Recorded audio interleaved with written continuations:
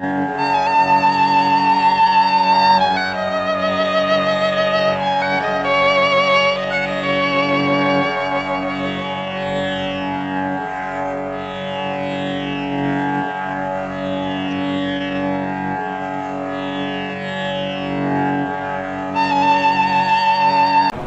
मित्रों, आज की वार्ता शुरू करने के पहले ये दो वीडियो आप देख लीजिए। आपको स्वतः समझ में आ जाएगा कि आज की वार्ता किस विषय पर होने वाली है। जो हमने बताया कि सोनभद्र से माइग्रेशन करके आप गए हो तो दिखाइए, तो आपका स्वागत है। लेकिन आप सोनभद्र से नहीं गए हो, आप वहीं के मूल निवासी हो। 1950 से पहले से निवासी, आपके दादा परदादा वहीं है। आप खरवार कैसे हैं? आप खरवार है या नहीं है? खरवार तो यहाँ है, मूल निवासी यहाँ के हैं, सोनभद्र के। गोंड मूल निवासी सोनभद्र के हैं। आप गोंड है या नहीं हो, न खरवार हो न गोंड हो। आप ओबीसी के गोंड हो और सामान्य जाति के ओबीसी के आप खरवार जाति के। लेकिन और चाचा जी, हमारे जो खरवार भाई इधर के है, जाकर उधर शादी कर ले रहे हैं। आज हुआ कि हम फायदा ले सकते हैं, तो वो अपना फेसबुक से नाम बदल दिए शिवशंकर गौंड आदिवासी। और मतलब उनको पहले गौंड थे, फिर मैंने उस पर कमेंट किया कि भैया आप तो कहाँ हो।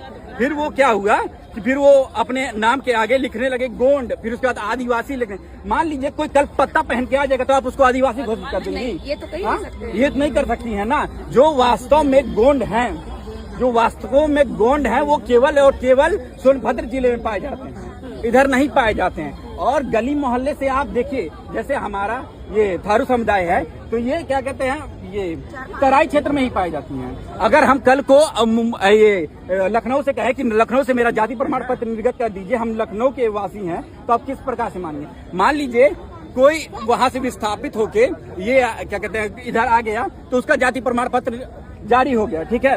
लेकिन आप ये सोचिए कि पूरा का पूरा क्या सोनभद्र उड़ के इधर आ गया है?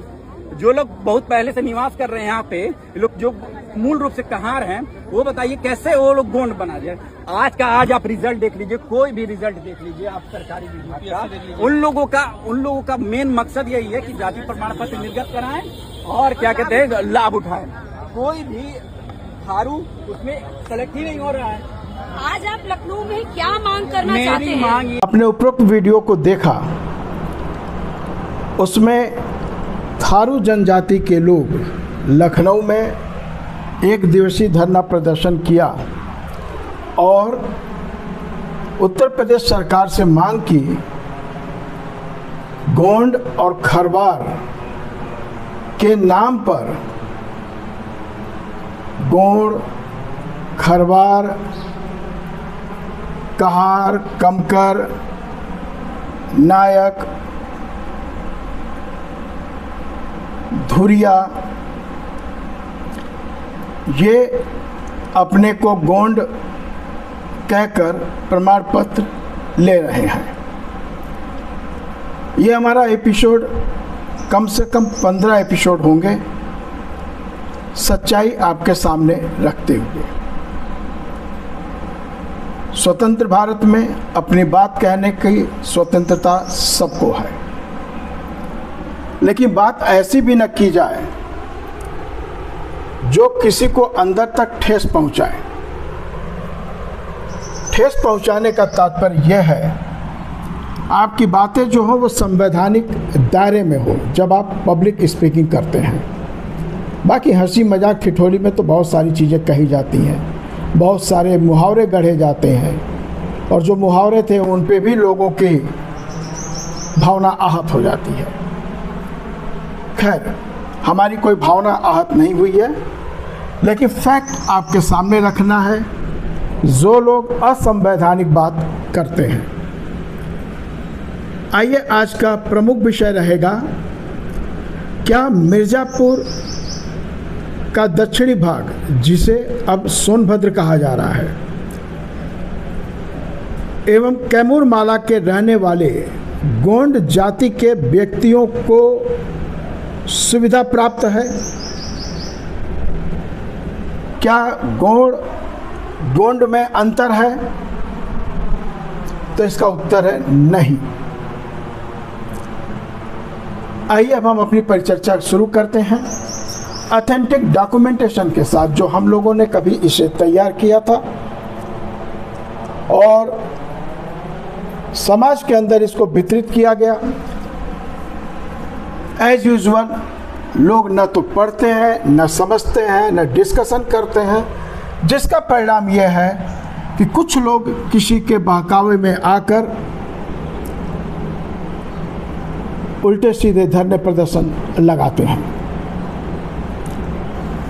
उत्तर प्रदेश ने आदेश संख्या 22/5/1982 कार्मिक 2 दिनांक 19 अप्रैल 1983 जारी किया, जिसके साथ भारत सरकार का आदेश संख्या VC 16014 दिनांक 25 नवंबर 1982 संलग्न किया गया था,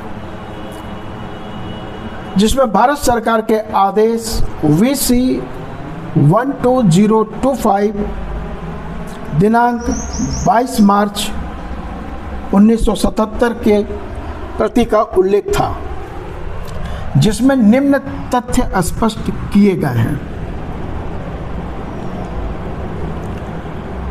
पहला, अंतर्राज्यीय प्रतिबंध जानबूझकर लगाए गए हैं ताकि विशिष्ट क्षेत्र में रहने वाले विशिष्ट समुदाय के लोग, जिनको अनुसूचित जात तथा अनुसूचित आदिम जातियों का माना गया है, उनके लिए निर्धारित की गई सुविधाएं उन्हीं को मिले। निवास शब्द को शाब्दिक अर्थ या साधारण अर्थ में न लिया जाए। भारत सरकार के कार्मिक एवं प्रशासनिक सुधार अनुभाग के पत्र संख्या 13/2/74 ESTT SCT दिनांक 12 अगस्त 1976 के अनुसार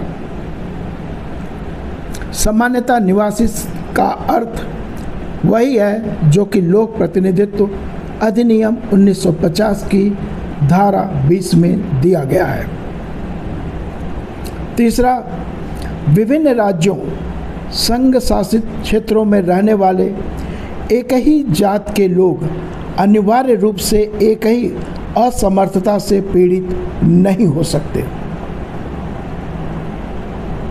यह भी संभव है कि एक ही जात के दो व्यक्ति जो भिन्न भिन्न राज्यों या संघ शासित क्षेत्रों में रहते हैं, दोनों को अनुसूचित जाति अथवा अनुसूचित जनजाति अथवा अनुसूचित जनजाति या अनुसूचित जाति न समझा जाए।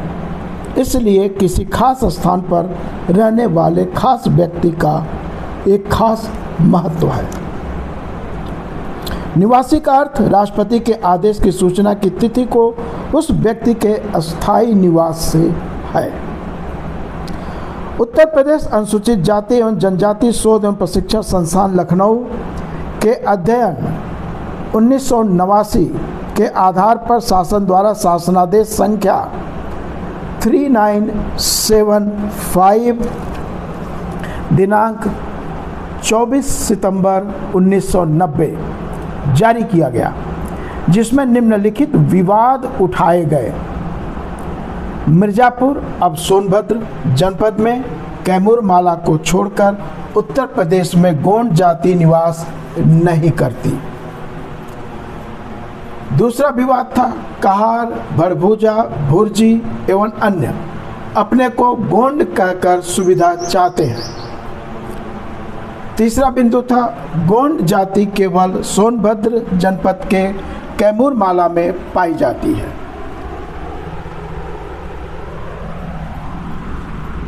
चौथा विवाद था मिर्जापुर के कैमूर रेंज से निर्वासित गोंड यदि प्रदेश के अन्य भागों में चले गए हैं तो केवल सुविधा उन्हीं को प्राप्त है। उपरोक्त शासनादेश के पूर्व इसी तरह का शासनादेश संख्या 2290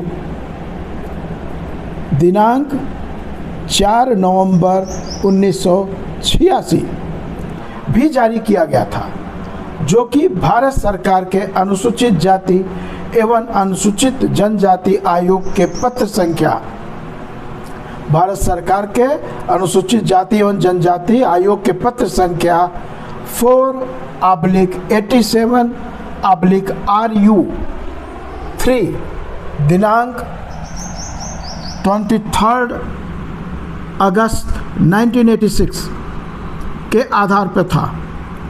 इस पत्र में कहा गया है कि गोंड जनजातीय समूह के हैं जो कि मिर्ज़ापुर के दक्षिणी भाग में पाए जाते हैं, वही अनुसूचित जाति में सम्मिलित किए गए हैं।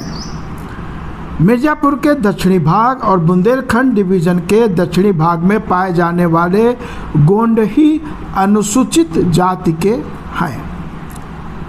भारत सरकार अनुसूचित जाति जनजाति आयोग के उप सचिव ने अपने अर्धशासकीय पत्र संख्या 2-3-93-SU1 उत्तर प्रदेश दिनांक 18 जनवरी 1994 जो सीधे जिलाधिकारी मऊ को भेजा गया था। कहा गया है कि पहला, उत्तर प्रदेश के बुंदेलखंड डिवीज़न तथा तत्कालीन जनपद मिर्ज़ापुर की सीमा में निवास करने वाले गोंड जाति के व्यक्तियों को अनुसूचित जाति घोषित किया गया है। अगर वहाँ के लोग अन्य जगहों पर जीविकोपार्जन के लिए चले गए हों तो उन्हीं को सुविधा प्राप्त है। दूसरा बिंदु है, प्रदेश के दक्षिणी भाग के लोगों को गोंड तथा पूर्वी भाग के लोगों को गोंड कहा जाता है। अखिल भारतवर्षीय गोंड महासभा द्वारा उक्त पत्र के विरोध में ज्ञापन प्रस्तुत किया गया था, जिसका परिणाम यह रहा कि शासन ने शासनादेश संख्या 3975 दिनांक 24 सितंबर 1990 को संशोधित कर दिया। सभी उठाए गए बिंदुओं को समाप्त कर दिया गया। अभी तक जो मैंने ऊपर 6-7 बिंदु पढ़े हैं और जितने आदेशों का जिक्र किया गया, इन सब को खारिज कर दिया गया और शासनादेश संख्या 56, ये बहुत महत्वपूर्ण शासनादेश है आपके लिए, 56/100 दिनांक 14 फरवरी 1991 जारी किया गया, जिसमें कहा गया कि अग्रिम आदेशों तक शासनादेश संख्या 7704 दिनांक 24 सितंबर 1977 यथावत लागू रहेगा और वो अभी तक लागू है।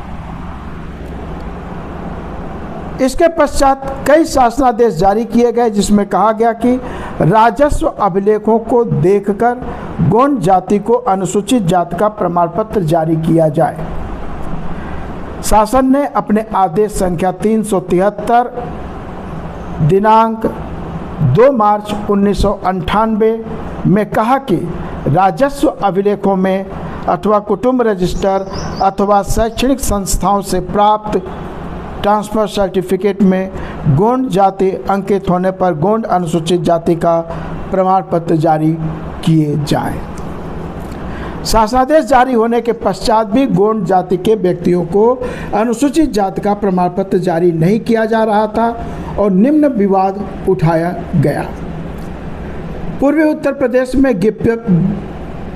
प्रदेश में विज्ञप्ति 29 अगस्त 1977 में प्रकाशित गोंड से भिन्न गोंड है। ये केवल अंग्रेजी के स्पेलिंग के आधार पर अपने को गोंड कह रहे हैं।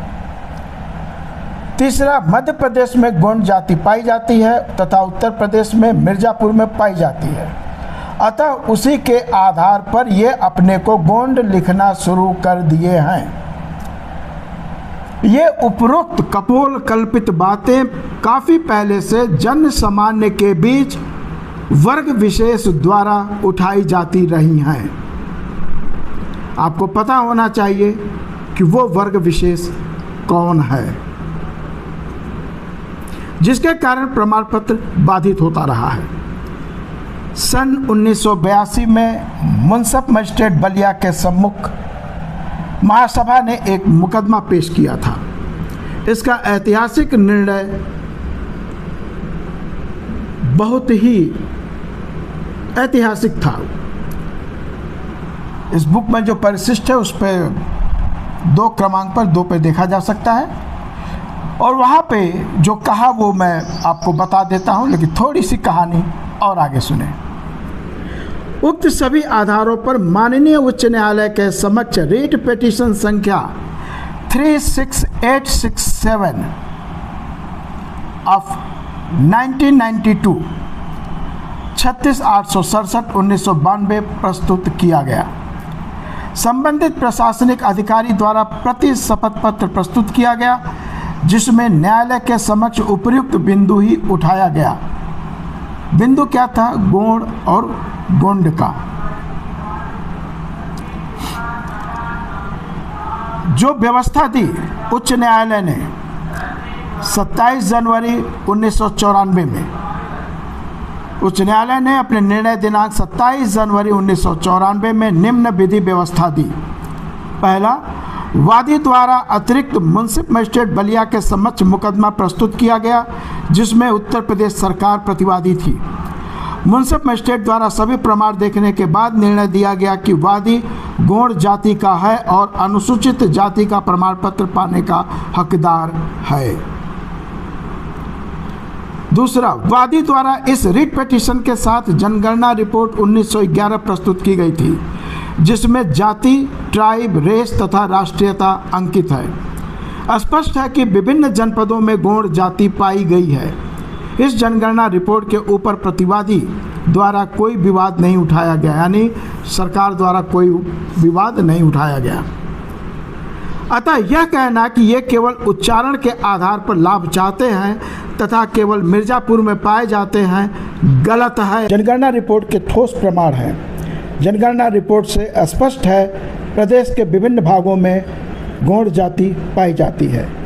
न्यायालय द्वारा यह भी कहा गया कि 29 अगस्त 1977 के शासनादेश में गोंड अनुसूचित जाति घोषित है, अनुसूचित जनजाति घोषित नहीं है।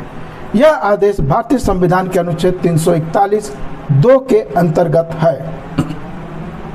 प्रति शपथ पत्र में जो कारण दिखाए गए कि गौड़ जाति आदेश दिनांक 29/8/77 में अंकित गोंड नहीं है, वह विवेकहीन एवं सार रहित है।